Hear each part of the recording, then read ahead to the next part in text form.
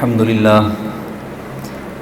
لله نحمده ونستعينه ونستغفره ونؤمن به ونتوكل عليه ونعوذ بالله من شرور أنفسنا ومن سيئات أعمالنا من يهده الله فلا مضل له ومن يضلله فلا هادي له ونشهد أن لا إله إلا الله وحده لا شريك له ونشهد أن سيدنا وسندنا ونبينا ومولانا محمدا عبده ورسوله صلى الله تعالى عليه وعلى آله وأصحابه وبارك وسلم تسليما كثيرا أما بعد فأعوذ بالله من الشيطان الرجيم بسم الله الرحمن الرحيم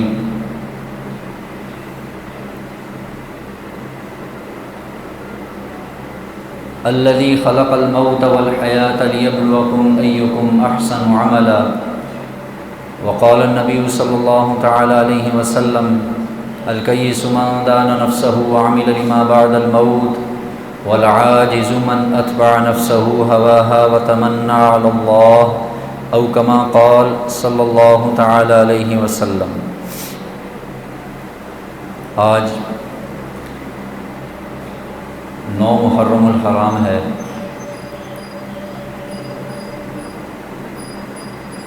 حرمت والے مہینے کی ابتدا ہو چکی پچھلے جمعے سے، جمعے کے بعد پہلے انشاءاللہ آج 9-10 محرم کے حوالے سے جو اہم باتیں ہیں، ضروری باتیں ہیں، وہ عرض کی جائیں گی۔ قرآن مجید کی آیت اور رسول اللہ صلی اللہ علیہ وسلم کی حدیث مبارکہ تلاوت کرنے کی اللہ نے توفیق نصیب فرمائی۔ اللہ تعالیٰ سے دعا ہے اللہ تعالیٰ صحیح معنوں میں بات کرنے، سننے، سمجھنے، سمجھانے ہم سب کو اس پر عمل کی توفیق نصیب فرمائے۔ چونکہ اللہ تعالیٰ نے کچھ مہینوں کو حرمت والا مہینہ بنایا ہے، عزت والے مہینے، فضیلت والے مہینے۔ ان میں سے ایک مہینہ جس مہینے میں ہم گزر رہے ہیں محرم، اور اس مہینے کو حدیث پاک میں کہا گیا ہے اللہ کا مہینہ۔ یہ جو محرم ہے اس کے بارے میں حدیث پاک میں آتا ہے کہ یہ اللہ کا مہینہ ہے۔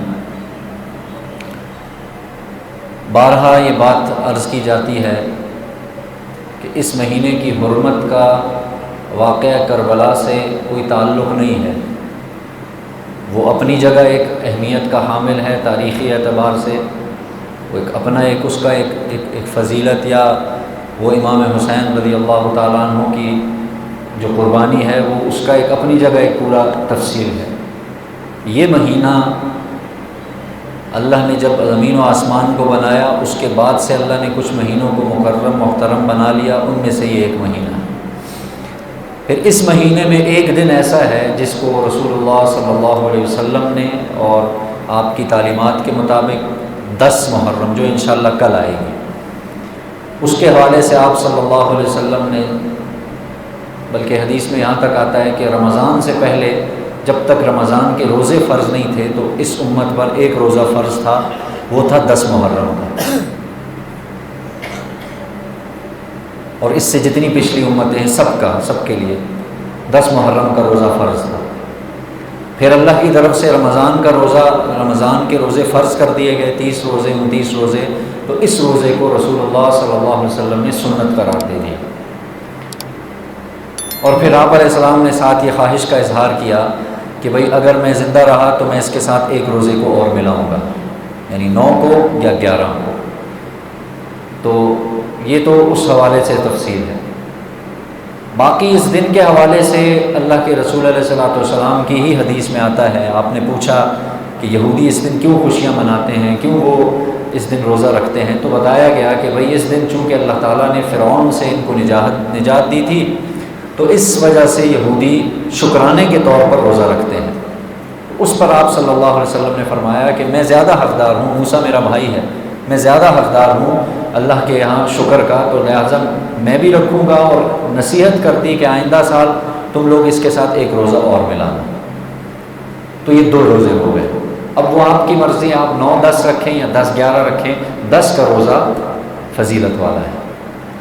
پھر اس کی فضیلت ہے، اللہ کے رسول علیہ السلام نے فرمایا اس دن کا جو روزہ رکھے گا، اور آپ علیہ السلام رمضان کے علاوہ، آپ علیہ السلام نے فرمایا رمضان کے علاوہ سب سے زیادہ ثواب اگر کسی مہینے میں روزے رکھنے کا ہے وہ محرم میں ہے، پورا مہینہ ہے۔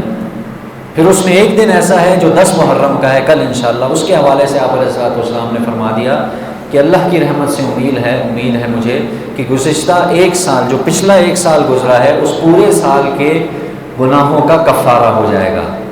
لیکن یہاں یہ سمجھ لیجئے کہ صغیرہ گناہ، کبیرہ نہیں۔ جو چھوٹے گناہ ہم سے روزمرہ ہوتے ہیں یہ گناہ مراد ہیں۔ کبیرہ گناہ چاہتے ہیں اللہ تعالیٰ معاف فرما دیں تو اسی روزے کی حالت میں 2 رکعت نفل پڑھ کے صلاۃ التوبہ پڑھیں، توبہ کی نیت سے، اور اس میں اللہ تعالیٰ سے دعا مانگے کہ اے اللہ میرے جتنے کبیرہ گناہ ہیں اس روزے کی برکت سے، اس دن کی برکت سے، جو فضیلت رکھی ہے اس کی برکت سے اللہ میرے سارے گناہوں کو معاف فرما۔ تو علماء لکھتے ہیں اللہ کی رحمت سے امید ہے اس کے پچھلے سال کے تقریباً سارے کبیرہ گناہ اللہ معاف فرما دیں گے۔ تو وہ ایک الگ، ہر شخص کو اس کی الگ ایک ترتیب بنانی پڑے گی، 2 روزے، ایک روزہ رکھ کے پھر اس میں صلاۃ التوبہ اور باقی تفصیل ہے۔ یہاں تک تو اس مہینے یا اس کے حوالے سے میں نے آپ کے سامنے عرض کر دیا۔ کچھ تھوڑا تاریخی پس منظر ذکر کروں گا، لیکن میں اس کے یعنی وہ انشاءاللہ اخیر میں ذکر کروں گا۔ اب چلتے ہیں اس مہینے میں جو دیگر جو اس کی جو فضیلت ہے اس دن کی، اس ایک دن کی۔ اولاً تو اس مہینے میں کوشش یہ کرنی چاہیے کثرت سے روزے ہونی تو کم سے کم ان 2 دنوں میں روزے رکھیں، یہ تو پوری کوشش ہو۔ اس کے علاوہ ایک حدیث ہے جو اگرچہ ضعیف ہے، کمزور ہے، لیکن محدثین کرام فرماتے ہیں اگر اس پر اس نیت سے عمل کیا جائے تو تجربے میں یہ بات آئی ہے کہ اس حدیث پر عمل کرنے سے اللہ تعالیٰ اس کی فضیلت نصیب فرما دیتے ہیں۔ وہ کیا حدیث ہے؟ آپ صلی اللہ علیہ وسلم نے فرمایا، مفہوم ہے کہ جس نے 10 محرم کے دن، عاشورہ کے دن، یوم عاشورہ کو جس شخص نے اپنے اہل و عیال پر، اپنے گھر والوں پر جو اس کے ماتحت داخل ہوتے ہیں، ان پر دسترخوان میں وسعت کی، کشادہ کیا اپنا دسترخوان، اللہ تعالیٰ آئندہ پورے 1 سال کے رزق میں اس کے لیے برکت عطا فرمائے۔ ڈالر چاہے 500 کا پہنچ جائے، اگر کوئی آدمی اس نیت سے اس حدیث پر عمل کرے، معاشی اعتبار سے دنیا کہاں کی کہاں چلی جائے، مہنگائی کہاں سے کہاں چلی جائے، خوش نہیں ہونا چاہیے اس میں۔ مہنگائی ہو یا کوئی ایسا معاملہ ہو، معاشی بحران آ جائے، اس پہ خوش ہونا، علماء نے اس کو کبیرہ گناہ لکھا ہے حدیث کی روشنی میں، کہ کسی علاقے یا شہر یا جگہ پہ مہنگائی آ جائے اور وہاں کوئی شخص خوشی کا اظہار کرے کہ بڑا اچھا ہوا ہے، مہنگائی ہوئی ہے، تو اس میں لکھا ہے باقاعدہ کبیرہ گناہوں کی فہرست میں ہے کہ بھئی ایسے شخص کو کبیرہ گناہ کا گناہ لکھا جائے گا۔ لیکن یہاں میں حدیث کے حوالے سے بتا رہا ہوں کہ کچھ بھی ہو جائے، اس نیت سے اگر آپ نے اپنے گھر والوں پر وسعت کر دی ہے، دسترخوان میں وسعت کی ہے، وہ بھی میں طریقہ بتاتا ہوں کیسے۔ تو اگر کسی نے ایسا کر دیا ہے تو اللہ کے رسول علیہ السلام نے فرمایا پورا اگلا سال، یعنی اگلے محرم تک، 10 تاریخ تک، یوم عاشورہ تک، اللہ تعالیٰ اس کے رزق میں برکت نصیب فرما دے گا۔ اب کشادہ کرنے دیکھیں، ہر شخص گھر میں پکاتا کھاتا، ہر شخص اس دن بہتر یہ ہے، اور لمٹ میں رکھ کے، لمٹ سے مراد جتنی حد بتائی ہے اتنی حد میں رہیں۔ حد کیا بتائی ہے؟ اپنے گھر والے، اپنے اہل و عیال، اپنے بیوی بچے، بیچ میں والدین شامل ہو گئے، نوکر چاکر شامل ہو گئے، بس۔ رشتہ داروں کا ذکر ہوتا تو اللہ کے رسول فرماتے کہ اپنے رشتہ داروں کو کھلاؤ، جہاں مقام آیا وہاں آپ نے بتایا ہے۔ یتیموں مسکینوں کا ہوتا، آپ فرماتے کہ بھائی یتیموں مسکینوں میں بانٹو، کہیں نہیں بانٹنے کا ہوتا۔ پڑوسیوں میں حکم ہوتا کہ پڑوسیوں میں بانٹو۔ دیکھیں جہاں حدیث میں یہ آتا ہے کہ جب کوئی تم میں سے کوئی شخص سالن بنائے تو اس میں شوربہ زیادہ کرے اور تاکہ اپنے پڑوسی کو بھی بھجوا دے، ایسا ہی ہے نا، صاف حدیث ہے۔ اب آپ علیہ السلام کیا یہ نہیں فرما سکتے تھے کہ بھائی جو 10 محرم کے دن اپنے پڑوسیوں کو بھی ساتھ میں شامل کرے گا، محلے والوں کو بھی شامل کرے گا، اس کے رزق میں برکت آئے گی۔ دیکھیں اللہ کے رسول علیہ السلام کو اللہ نے جدور اندیشی فرمائی تھی، عطا فرمائی تھی۔ آپ علیہ السلام بعض چیزیں ایسی ذکر کرتے تھے کہ جو اس دور میں سمجھ نہیں آتی، آنے والی تھیں، لیکن اس دور میں 100% وہ بالکل ہمارے سامنے بالکل نور، جیسے کہتے ہیں نا روز روشن کی طرح یہاں ہے کہ کیسے آپ علیہ السلام نے صرف وہاں یہ ذکر فرمایا کہ صرف اپنے گھر والے محدود کر دیا. آپ علیہ السلام ظاہر ہے اللہ کی طرف سے کچھ غیب باتوں کا علم، جیسے ہمارا درس قرآن چل رہا تھا اس میں صاف طور پہ اللہ کے رسول علیہ السلام کے بارے میں ذکر ہے. خود آپ علیہ السلام نے فرمایا میں غیب کی باتوں کو نہیں جانتا مگر اتنی جتنی مجھے میرا اللہ بتاتا ہے. تو اس دنیا میں اگر کسی کے پاس سب سے زیادہ غیب کا علم تھا تو وہ رسول اللہ صلی اللہ علیہ وسلم کے پاس تھا. لیکن یہ نہیں کہہ سکتے کہ سارا غیب کا علم اللہ کے رسول کے پاس تھا، نہیں. یہ چیز یہ اللہ کی صفت ہے. علام الغیوب یہ کس کی صفت ہے؟ اللہ کی صفت. غیب وہ جاننے والا ہے. تو اللہ کے رسول نے کچھ ایسی غیبی دجال فتنے ایسا ہوگا ساری تفصیلات بتائیں. تو وہ ایسے بتا رہے تھے جیسے آپ علیہ السلام کے سامنے ایسا سب کچھ ہو رہا ہو.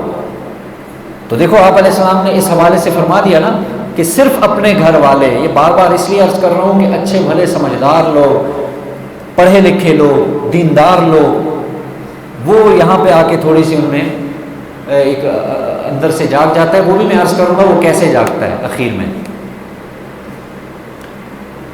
تو انشاءاللہ اگر یہ کوئی آدمی کر لے، وسعت کر لے، اپنے بیوی بچے، والدین شریک ساتھ ہیں، والدین بھائی بہن ہیں تو بالکل اچھی بات، صلہ رحمی بھائی بھی ظاہر شامل ہو جائے، سگے بھائی. اپنے گھر میں وہ کھانا پکانا ہے تو پھر اس کی کوئی وہ نہیں ہے، نہیں کریں آپ. مثال دال پکنے والی تھی، آپ نے کل اپنے مینیو میں تبدیلی کر دی کہ نہیں بھائی اچھا سا قورمہ بنے، ساتھ تھوڑا سا میٹھا بن جائے، بچوں کے لیے کوئی آئس کریم چل جائے، بس یہ کافی ہے. اب اس کی برکت سے اللہ کے رسول علیہ السلام نے فرمایا اگلا پورا سال اللہ تعالیٰ اس کی روزی میں اضافہ فرمائے. یہ ایک عمل کرنے کا ہے، میں نے بتا دیا 2-3 اعمال کرنے کے ہیں جو ہم نے کرنے ہیں.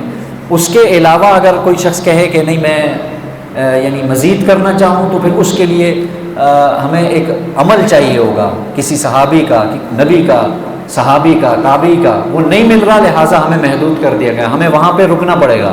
اب یہاں سے آگے اب جو جتنے بھی لوگ عمل کرتے ہیں نا یہ اپنی خواہشات پر، آگے سے سوال یہ کرتے ہیں کہ جی اگر ہم نے کر دیا تو کیا ہو جائے گا؟ آپ کو کس نے منع کیا؟ پورا سال آپ کریں، آج کے دن کر لیں نا، 2 دن پہلے کر لیں. محرم تو پورا مہینہ پڑا ہے، کیوں آپ اس دن کو خاص کرتے ہیں؟ تو جو احکام تھے 2-3 وہ میں نے یہاں نوٹ کر دیے. روزہ بالکل دیکھیں اللہ کے رسول علیہ السلام نے روزے کی زیادہ 100% صحیح ترین روایت ہے.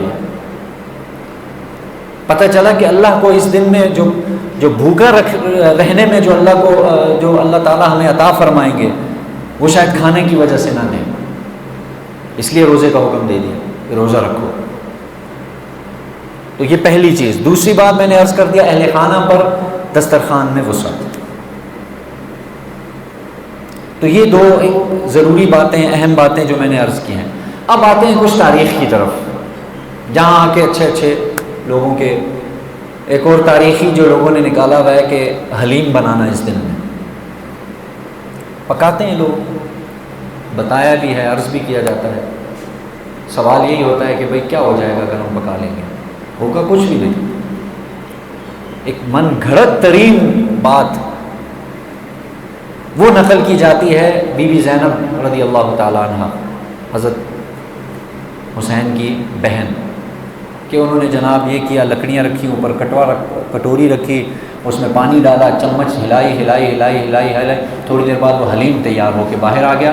اس نیت سے لوگ آج کل یہ جو حلیم بانٹ رہے ہیں، پتہ کسی کو کچھ نہیں ہوتا ہم کیوں بانٹ رہے ہیں، کسی کو کوئی پتہ نہیں، لیکن بانٹ رہے ہیں.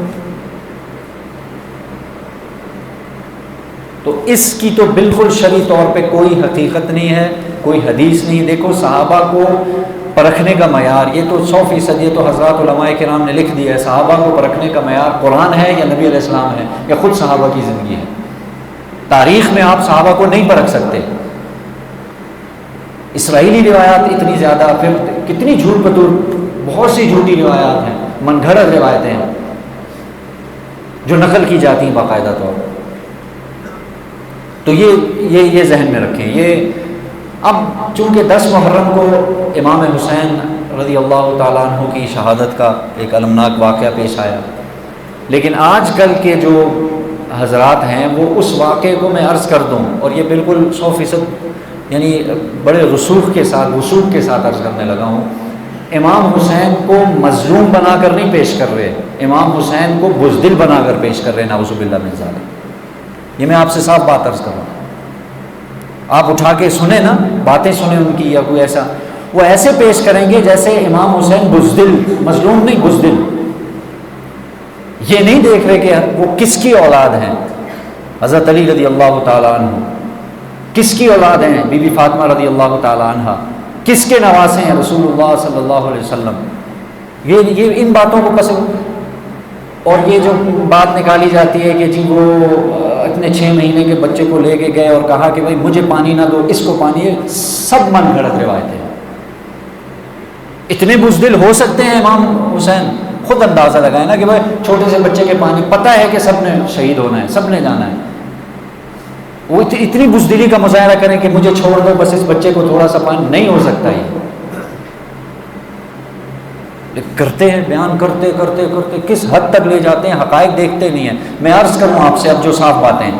امام حسین رضی اللہ تعالیٰ عنہ کی عمر جس وقت شہادت کے وقت 56 سال عمر تھی. کیا پیچھے کے 56 یا 50 سال یا اس سے بھی کم کرو 45 سال ان کی زندگی کا کوئی اور انہوں نے کچھ نہیں کیا. صرف ان 3 دنوں میں ان کو ایک محدود کر دیا گیا ہے کہ جب بھی ہے پورے سال میں صرف ان 3 دنوں میں ان کا ذکر کیا جائے. آپ جانتے ہیں بالغ ہونے سے لے کر جب امام حسین بالغ ہوئے، بالغ ہونے کے بعد ہر سال پیدل سفر کیا ہے حج کا. کبھی سنا ہے آپ نے؟ یعنی اب 56 سال تک لگا لیں کتنے حج کیے ہوں گے انہیں. 15 سال کی عمر میں اوسطاً بالغ ہوئے، تو 15 سال سے لے کر 15 30 بن گئے. 15 حج تو یہ ہو گئے. پھر اگلے 15 45 حج پیدل ہر سال انہوں نے حج کیا ہے. یہ کھا جاتے ہیں لوگ، بتاتے ہی نہیں. بھائی ان کی اس سے پہلے کی زندگی دیکھو. یہ 2-3 دنوں میں محدود مت کرو. نبی علیہ السلام میرے صحابہ ستاروں کی مانند ہے، یہ اقتداء کے لیے آئے ہیں. وہ ایک الگ ہے، شجاعت، ان کی شہادت، ان کا مرتبہ، ان کا مقام، وہ ایک الگ موضوع ہے. یہ تو دیکھو کہ انہوں نے اپنی جوانی کیسے گزاری ہے. روایتوں میں آتا ہے حضرت حسین رضی اللہ تعالیٰ عنہ چونکہ حافظ قرآن تھے، ہر وقت ان کی زبان پر قرآن جاری رہتا تھا. تلاوت کو اتنا پسند کرتے تھے، یہاں تک ہو گیا کہ ان کا لہجہ ایک الگ لہجہ تھا. تو ان کے لہجے کے بارے میں مشہور ہو گیا کہ یہ حسینی لہجہ ہے. قرآن ایسا پڑھتے تھے وہ. یہ ہم نہیں سنیں گے، نہ بتائے گا کوئی. تو 56 سال کی زندگی گزاری، پتہ تو چلے ان کی سیرت کیا ہے. چاہے وہ گھریلو اعتبار سے ہو، چاہے معاشرتی اعتبار سے ہو، چاہے جنگ کے اعتبار سے ہو، ہر اعتبار سے ایک صحابی کا پتہ چلتا ہے نا. حضرت عمر، حضرت ابوبکر، حضرت عثمان، حضرت علی، یا جتنے بھی کبار صحابہ ہیں، جتنے اہل بیت ہیں، ان کی زندگی صرف ان دنوں تک محدود نہیں ہوتی جن میں ہم نے محدود کر لی. وہ ایک ساری امت کے لیے وہ ایک اقتداء، ایک مقتدا کے طور. اور خصوصاً ہماری خواتین، یہ میں آپ کو بتا دوں سوشل میڈیا کے ذریعے سے جو گمراہ ہو رہی ہیں، ان کے عقیدوں کی حفاظت کرنا بہت ضروری ہے. میں آپ کو کچھ بتاؤں گا، کچھ باتیں جو ان دنوں آپ اشعار سنیں گے آپ حیران رہ جائیں گے. اچھے یعنی لوگوں کے منہ سے یہ اشعار نکلتے ہیں. ترجمہ میں عرض کروں گا. ہماری خواتین کا ذہن کہیں اور چلا جاتا ہے ان دنوں میں. سرما، عجیب سی بات ہے، یہ بتا دیتا ہوں کہ کسی نے 10 محرم کو سرما لگایا تو پورا 1 سال تک اسے آنکھ کی بیماری نہیں ہوگی. فضول بکواس ہے یہ، کوئی اس کا شریعت سے تعلق نہیں ہے. چارپائی پتہ نہیں 10 محرم کو الٹی کر دی، پتہ نہیں کیا ہو جائے گا. غلط عقائد ہیں یہ، کوئی اس کا شریعت سے تعلق نہیں. پانی پلانے کا میں نے عرض کیا، حضرت حسین اتنے بزدل نہیں تھے جو آج کل یہ جو ڈرامہ چل رہا ہے ہمارے یہاں. ہر شخص یہاں پہ کولر رکھ کے بیٹھا ہوگا اور پھر آگے سے سوال کرے گا جی ہمارا تو چونکہ جی یہ تو کوئی غلط کام تو نہیں پانی پلانا، رمضان میں تمہیں توفیق نہیں ہوئی. عام دنوں میں گرمی میں لوگ پانی مانگتے ہیں تو آنکھیں نکالتے ہیں لوگ. ابھی برف ڈالی ہے، ابھی اس کو ٹھنڈا کیا ہے، ابھی یہ کیا، ابھی وہ کیا ہے، تب نہیں پانی یاد آتا. یہاں پہ چونکہ دکھلاوا مقصد ہے، صرف اللہ کی رضا تو مقصد نہیں ہے، صرف دکھلاوا مقصد ہے. تو یہاں شربت نیمبو پانی پیش کیا جا رہا ہے. سوکھا پانی ہم کسی کو نہیں دیتے، خالی پانی جسے کہتے ہیں. حماقتیں ہیں، یہ بیوقوفیاں ہیں، ان سے نکلیں خدا را. یہ چیزیں بنتی ہیں، انسان کے عقیدے خراب ہو جاتے ہیں.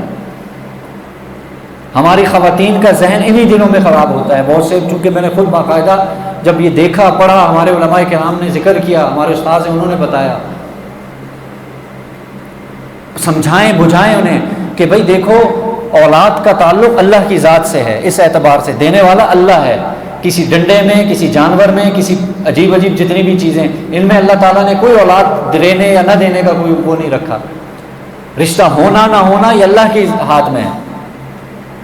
اسباب کی حد تک آپ جا سکتے ہیں، لیکن یہاں آ کے عقیدے خراب ہو جاتے ہیں لوگوں. بنیادی محنت اپنے عقیدوں پر کرو خدا کا واسطہ. یہ دن ایسے چل رہے ہیں. صحابہ کے بارے میں ہمارا عقیدہ خراب کیا جاتا ہے، اہل بیت کے بارے میں ہمارا عقیدہ خراب کیا جاتا ہے.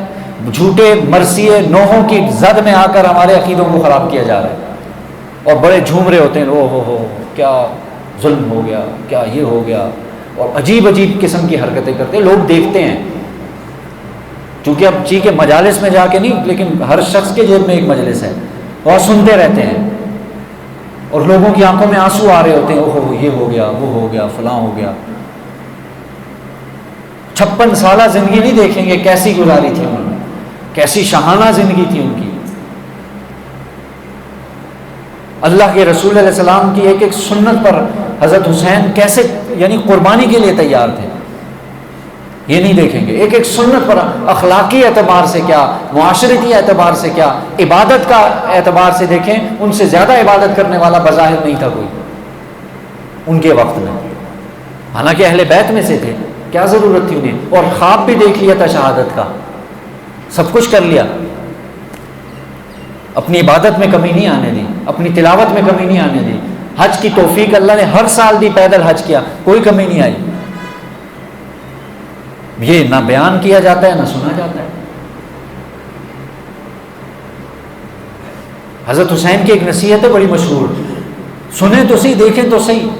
حضرت حسین فرماتے ہیں کہ بھئی لوگوں سنو، اگر تمہارے پاس کوئی شخص اپنی حاجت لے کر آئے، اپنی پریشانی لے کر آئے، کیا زبردست، دیکھو اللہ کے رسول علیہ الصلوۃ والسلام کی کیسے اللہ نے مراد پیش کی ہے، کیا تربیت آپ علیہ السلام نے ان کی فرمائی ہے، کیا لاڈ پیار سے آپ علیہ السلام نے کیسے بتایا ہے امت کو کہ لوگوں اگر تمہارے پاس کوئی شخص اپنی پریشانی کوئی حاجت لے کر آئے. آتے ہیں نا لوگ، ہم جاتے ہیں یا کوئی آتا ہے، بھائی یہ مسئلہ ہے میرا، یہ پریشانی ہے میری، معاشی اعتبار سے میری پریشانی، میرے ساتھ مدد کر دیں، کچھ قرض کا معاملہ کر دیں، قرض دے دیں مجھے، کوئی گھریلو یا کوئی دفتری کوئی بھی پریشانی، یہ ساری پریشانیاں اس میں شامل ہیں. کوئی شخص تمہارے پاس اپنی حاجت، اپنی پریشانی، اپنی ضرورت لے کر آئے، حضرت امام حسین فرماتے ہیں اس کو اللہ کی نعمت سمجھنا، اس کو اللہ کی نعمت سمجھنا. اور اگر تم نے اس کو اللہ کی نعمت نہ سمجھا، اللہ تعالیٰ اس نعمت کو بدل دیں گے اور تمہیں لوگوں کے پاس اپنی حاجات کے لیے بھیجیں گے. یعنی کیا ہوگا اگر تم نے اس کو نعمت نہیں زحمت سمجھا، کیا روز آ جاتا ہے یہ میرے پاس، میں روز اسی کو پیسے دیتا رہوں، میں روز اسی کے مسئلے سنتا رہوں، اسی کی پریشانیاں سنتا رہوں. حیران رہ گیا یہ آج، یہ جب اس کو میں نے دیکھا، کتنی زبردست تربیت فرما دی، اخلاقی اعتبار سے بھی اور انسانیت کے اعتبار سے بھی. تو فرمایا کہ اگر ایسا نہیں کرو گے، اس کو نعمت نہیں زحمت سمجھو گے اور تم اپنے آپ میں یعنی اس کو اچھا نہیں سمجھو گے، اللہ تعالیٰ اس نعمت کو بدل دیں گے. یعنی یہ جو نعمت تمہیں دی ہے، اللہ اس نعمت کو بدل کر اس کو کنورٹ کر دیں گے اس بات میں کہ کل کو تم اپنی حاجت لے کر لوگوں کے پاس جاؤ گے کہ میری پریشانی دور کر دیں، میری حاجت دور کر دیں. اس کو نعمت سمجھا، سکھا دیا، اپنے بھائی، رشتہ داری، برادری، سب کو سکھا دیا. یہاں ایک جملہ بہت قیمتی جملہ حضرت مفتی عبدالرحیم صاحب کا مجھے یاد آیا اپنوں کے حوالے سے. اللہ مجھے خصوصاً ہم سب کو اس اعتبار سے عمل کی توفیق. وہ فرماتے ہیں اپنوں سے ہارنا سیکھ جائیں اللہ تعالیٰ آپ کو زندگی میں کبھی ہارنے نہیں دیں گے۔ جملہ دیکھیں، خدا کی قسم میں نے سنا، میں حیران رہ گیا، اور نیت ارادہ کیا ہے کہ بھائی کبھی اپنوں سے مقابلہ نہیں۔ آپ بھی نیت ارادہ کر لیں۔ فرماتے ہیں کہ بھائی اپنوں سے ہار جاؤ، جیتنے کی کوشش کبھی مت کرو اپنوں سے، اللہ پاک تمہیں دنیا میں کبھی بھی کسی کے سامنے ہارنے نہیں دیں گے۔ اللہ تعالیٰ فرماتے ہیں یہ لکھ لو، خود باقاعدہ انہوں نے فرمایا یہ لکھ لو، اور اگر تم اپنوں کو ہرانے کی کوشش میں لگ گئے سارے زمانہ تم سے جیت جائے گا۔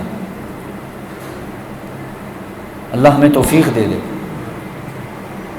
اللہ اس پر عمل کی توفیق دے دے۔ اپنوں سے مراد اپنے بھائی، اپنے گھر والے، اپنے رشتہ دار۔ آج کل یہی چل رہا ہے، میں اس کو ہرا دوں کسی طریقے سے اور اس سے جیت جاؤں کسی طریقے۔ باہر نہیں لوگ سوچتے، لوگ گھروں میں سوچتے ہیں وہ میرا خاندان والا ہے، وہ مجھ سے آگے بڑھ گیا، میں اس سے جیت جاؤں۔ ہار جائیں آپ، بھائی میں نہیں جیت سکتا، میں ہار گیا اس سے۔ حق کا معاملہ ہے، ہار جائیں، کوئی بھی معاملہ ہے، ہار جائیں۔ حضرت نے فرمایا اللہ تعالیٰ اسے دنیا کے میدان میں کبھی کسی سے نہیں ہارنے دیں، یہ ہمیشہ جیتے گا دنیا۔ تو اس لیے عرض یہ کر رہا تھا کہ ہمیں ان کی زندگی کو ایسے پرکھنا ہے، ان ترازوؤں پہ پرکھو، چاہے جائے کہ محدود کر دیا جائے ان 2-3 دنوں میں، اور پھر اس واقعے کو کوئی شک نہیں ہے، بہت بڑا اسلام کا واقعہ ہے، تاریخ کا بہت بڑا واقعہ ہے، قربانی ہے ان کی، وہ ظاہر ہے وہ، لیکن اب وہ اتنا زیادہ اس میں من گھڑت قسم کی، میں نے کہا عرض کیا نا، نوحوں اور مرثیوں اور شاعروں کی شاعری کے ذریعے سے اس میں ایک تبدیلی آ گئی ہے۔ اب وہ ایک کانوں کی لذت بن چکا ہے، وہ واقعہ نہیں ہے، وہ کہانی ہے۔ میں نے کہا یہ کہانی کے طور پر تو ٹھیک ہے، اس سے عقیدے نہیں بنا کرتے، حقائق نہیں بنا کرتے، اس سے کہانی ہے، ٹھیک ہے۔ عقیدے ہمیشہ، میں نے عرض کیا نا، شاعروں کی شاعری پر عقیدے نہیں بنا کرتے۔ ایک مشہور شعر ہے، میں سنا دیتا ہوں، اسلام زندہ ہوتا ہے ہر کربلا کے بعد۔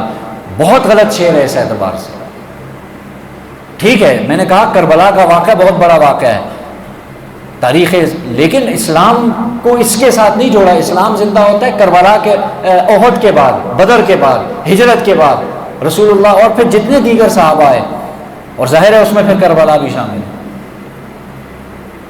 نعوذ باللہ اسلام کبھی مرا نہیں تھا، یہ ذہن میں رکھیں۔ میں نے کہا شاعروں کی شاعری پر نہ عقیدے بنا کرتے ہیں نہ حقیقتیں بنا کرتے ہیں۔ کانوں کو تو اچھے لگتے ہیں، واقعی شعر تو بہت اچھا ہے۔ اسی طریقے سے ایک شعر جو آج کل عربی میں ہے، اس کا میں حیران رہ گیا، وہ شعر اور اس کا ترجمہ جو ہے وہ بڑا ہی، یعنی ایک عقیدے پر سیدھا سیدھا یعنی ضرب لگانے والی۔ اس کا آخری شعر کا جو وہ ہے وہ بند، اس کا ترجمہ ہے کہ کلمے کی بنیاد ہیں لا الہ الا اللہ، باقاعدہ الفاظ ہیں، لا الہ الا اللہ کی بنیاد ہیں حضرت امام حسین۔ یاد رکھیں یہ بالکل ناجائز ہے، یہاں عقیدے پر حملہ ہو رہا ہے۔ لا الہ الا اللہ کی بنیاد ہیں محمد رسول اللہ صلی اللہ علیہ وسلم۔ ظاہر ہے اب یہ آپ کسی کو بھی اس کے درجے سے اتنا نہیں بڑھا سکتے کہ آپ نعوذ باللہ اللہ تک یا اللہ کے رسول تک پہنچا دیں۔ صحابی صحابی رہے گا، نبی نبی رہے گا۔ یہ اس قسم کے جتنی بھی چیزیں ہیں جو میں نے عرض کی ہیں، یہ ان سے بچیں خدا را۔ اپنے عقائد پر خوب، یہ بارہا یہ جملہ میں اپنے درس میں اور ہر جگہ عرض کرتا ہوں کہ اللہ تعالیٰ آپ کے عمل کی کمی کو معاف فرما دیں گے۔ آپ سے عمل میں کمی ہو گئی، نماز میں کمی تھی، توبہ کر دی، اللہ کی رحمت سے امید ہے اللہ معاف فرما دیں گے۔ روزے، حج، زکوٰۃ چھوڑنے نہیں ہیں، لیکن کمی ہو گئی ہے، اللہ تو معاف فرما، اللہ معاف فرما دیں گے۔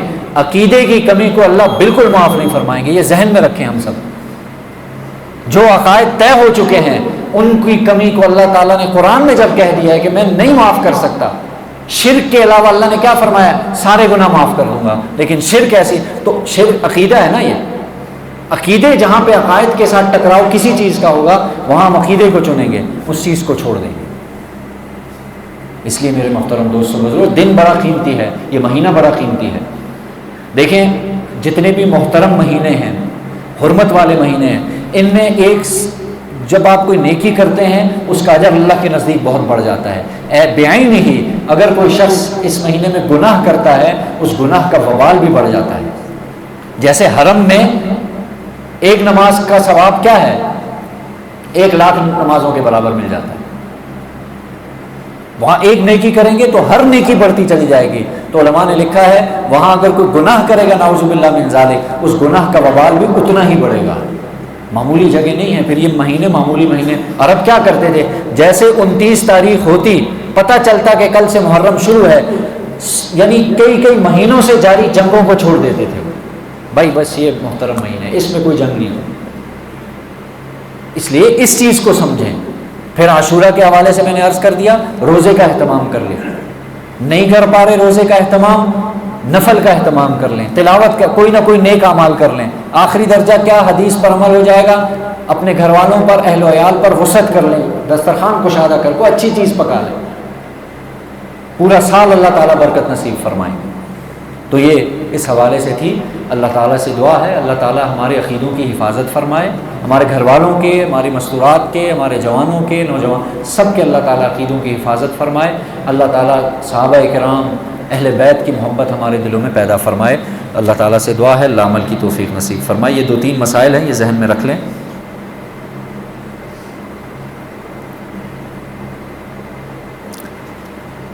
مونچھوں کے بال، یعنی مونچھیں کہاں تک رکھ سکتے ہیں، یا اس کے حوالے سے ہے کہ دیکھیں مونچھیں آپ رکھ سکتے ہیں۔ اولاً تو حکم تو یہ ہے کہ مونچھوں کو باریک کرو، حدیث کے الفاظ تو یہ ہیں، ترجمہ یہ ہے داڑھیوں کو بڑھاؤ مونچھوں کو گھٹاؤ، اور ایک روایت میں آتے ہیں مونچھوں کو باریک کرو، یہ حدیث کے الفاظ ہیں۔ اب رکھنے کو تو آپ رکھ سکتے ہیں، جائز چیز ہے، لیکن آیا اس کی حد کیا ہوگی تو وہ حد ذہن میں رکھ لیں۔ دیکھیں اللہ کے رسول علیہ السلام کے سامنے ایک صحابی آئے اور صحابی تشریف لائے تو ان کی مونچھیں، یہ جو ہونٹوں کی سرخی ہے نا یہاں تک آ رہی تھی، ان کی مونچھیں ہونٹوں کی سرخی ہے نا یہاں تک آ رہی تھی۔ اللہ کے رسول علیہ السلام نے ایک شخص کو بھیجا، کہا جاؤ چھری اور مسواک لے کر آؤ، میں اس کی مونچھوں کو ٹھیک کروں، چھری اور مسواک لے کر آؤ۔ اچھا بعض لوگ اس میں بھی سمجھ لیں، بعض لوگ کہتے ہیں بس یہ مولوی صاحب مونچھوں اور داڑھی کے پیچھے ہی ہیں اور یہ اس قسم کی، تو ظاہر ہے وہ ان کی اپنی ایک سوچ ہے۔ یہاں میں حکم بتا رہا ہوں، حدیث بتا رہا ہوں، صحیح حدیث بتا رہا ہوں، غالباً اللہ کمی بیشی معاف فرمائے، لیکن بہرحال حدیث میں آتا ہے آپ علیہ السلام نے بھیجا جاؤ چھری اور مسواک لے کر آؤ، میں اس کی مونچھیں ٹھیک کروں۔ اور آپ نے پھر یہاں ظاہر مسواک کیوں منگائی آپ نے، پیچھے وجہ مسواک اس لیے منگائی کہ آپ نے ان کے ہونٹ پہ رکھا اور ہونٹ کے نیچے جتنا تھا، جتنے بھی بال تھے وہ سب کاٹ دیا، کٹوا دی۔ تو اس وجہ سے پھر یہی مسئلہ نکلا کہ بھائی مونچھیں آپ بڑھا سکتے ہیں لیکن اتنی نہیں کہ آپ کے مونچھوں کے بال آپ کے ہونٹوں میں آئیں، ہونٹوں کی لالی تک پہنچائیں اور پھر آپ کھانا یا پانی وغیرہ پئیں اور وہ بیچ میں ڈوبیں۔ اب سائنسی حوالے سے جو ہم نے سنا ہے یا کہیں کہ بھئی انسان کے جو بال ہیں ان میں بڑا ہی ایک خطرناک تو نہیں کہنا چاہیے، ایک موذی قسم کا ایک مادہ ہوتا ہے، نقصان دہ۔ دیکھیں سائنس آج اس بات پہ، نبی صلی اللہ علیہ وسلم، میں نے عرض کیا نا کچھ باتیں آپ نے ایسے، حالانکہ اس میں صرف میری ذات کا نقصان ہے، مونچھیں بڑی ہوگی تو میں پانی پیوں گا، لیکن ہمیں نہیں پتہ کہ اس میں صحت کا آپ اللہ نہ کرے بال کو جلائیں، کتنی انسانی بال ہے نا، لیکن اس کی بو جب آتی ہے انسان کو فوراً پتہ چل جاتا ہے، عجیب سی ایک گندی سی بو ہوتی ہے، کوئی بھی جسم کا بال ہو۔ تو اب سائنس یہ کہہ رہی ہے کہ اس میں ایک موذی قسم کا مادہ ہوتا ہے، اسی وجہ سے جو بڑے بڑے ہوٹل یا بڑے بڑے یہ جو ریسٹورنٹ یا یہ جو چینز ہوتی ہیں ان میں باقاعدہ پابندی ہوتی ہے، جو نہیں ہونی چاہیے، پابندی ہوتی ہے کہ بھائی یہ ایک تو بال آپ چھوٹے رکھیں اور پھر سر پہ وگ ہوگی، اور داڑھی یہ جو باہر کے خصوصاً یورپین ممالک کے جو چین ہوتے ہیں اس میں جو کچن میں داخل ہونے والے یا کچن میں کام کرنے والے لوگ ہیں ان کو داڑھی رکھنے کی اجازت نہیں ہوتی۔ اس کی بنیادی وجہ وہ اب اس بات پہ آئے ہیں کہ بھائی نہیں، ایک تو کسٹمر خراب ہوگا، ٹھیک ہے ساری باتیں صحیح ہیں، لیکن یہ بہت بڑا وجہ بنتی ہے نقصان کا۔ تو اس لیے مونچھیں رکھ سکتے ہیں لیکن اتنی رکھیں کہ بھئی آپ کے جو ہونٹ ہیں یہ واضح طور پر نظر آنا، یہ جو سرخ جگہ ہے یہ نظر آنی چاہیے، اس کا اہتمام کیا کیجیے۔ اچھا جی، اگلا بہت اہم ہے، یہ عام طور پہ لوگ پوچھتے ہیں اللہ کے کن ناموں کے ساتھ عبد لگانا چاہیے، کن کے ساتھ نہیں لگانا چاہیے. یعنی بعض لوگ مثال کے طور پہ کوئی شخص عبد الرافع نام ہوتا ہے، عبد الرافع، کوئی شخص رافع نام رکھ سکتا ہے، یا محمد رافع یا رافع احمد تو رکھ سکتا ہے. دو نام اللہ کے ایسے ہیں جن کے ساتھ عبد لگانا ضروری ہے. ایک اللہ کا جو ذاتی نام ہے اللہ، اس کے ساتھ آپ عبد لگائیں گے تو کیا بن جائے گا؟ عبداللہ. اب کسی کو آپ اللہ، نعوذ باللہ، اللہ نہیں کہہ سکتے، عبداللہ نام ہے تو عبداللہ. اور دوسرا نام ہے عبد الرحمن. اس میں آپ کسی کو یہ نہیں کہہ سکتے کہ رحمان صاحب آ جائیں. سمجھ میں آ رہی ہے؟ رحمان آپ نہیں کر سکتے. یہ دو نام ہیں. اس کے علاوہ جتنے بھی نام ہیں اس کے بارے میں علماء نے یہی لکھا ہے کہ بھائی اس میں اگر کوئی عبد نہیں لگا رہا اور الف لام نہیں لگا رہا تو وہ شخص اس کو اس کے نام سے پکار سکتے ہیں. مثال کے طور پہ رافع ہے، اور جو ہے نا رحیم ہے، اور رؤوف ہے، اور اس طریقے سے جتنے حفیظ. اب حفیظ اللہ کا نام، صفاتی نام ہے. یہ ہوتا کہ عبد الحفیظ، لیکن کوئی محمد حفیظ لگا رہے تو کوئی حرج کی بات نہیں. الحفیظ نہیں کہہ سکتے، الرافع نہیں کہہ سکتے، یہ اب اللہ کے ساتھ خالف ہو جائے. حفیظ اور اس طریقے سے میں نے کیا کہا رحیم، کیونکہ یہ مثالیں ملتی ہیں. دیکھو یوسف علیہ السلام کے بارے میں کیا آتا ہے.